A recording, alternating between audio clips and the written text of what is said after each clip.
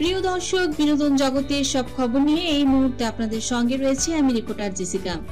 কোন দুনিয়ায় এসে পড়লাম অপু, যে আমি হজ করেছি।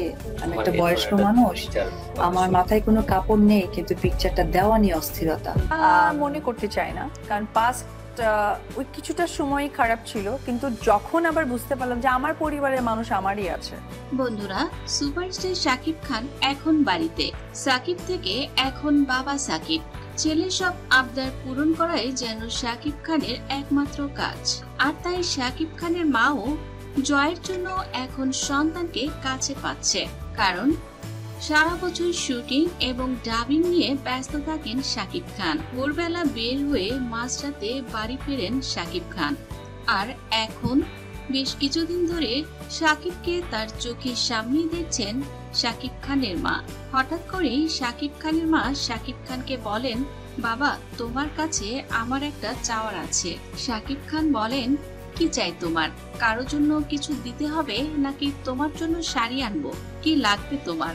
শাকিব খানের মা বলেন, বাবা, আমার এ সকল কিছুই চাই না। আল্লাহর রহমতে আমার আলমারি ভরা শাড়ি রয়েছে।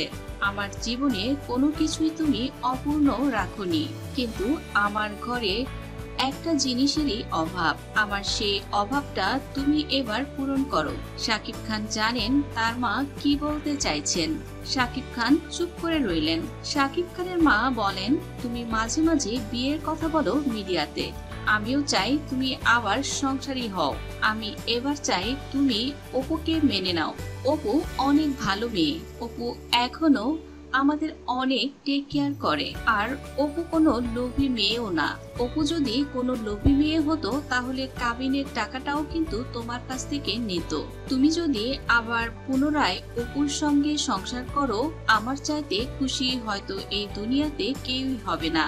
আমি যত গহনা অপুকে দিয়েছিলাম তার প্রতিটি গহনাই সে রেখে গেছে।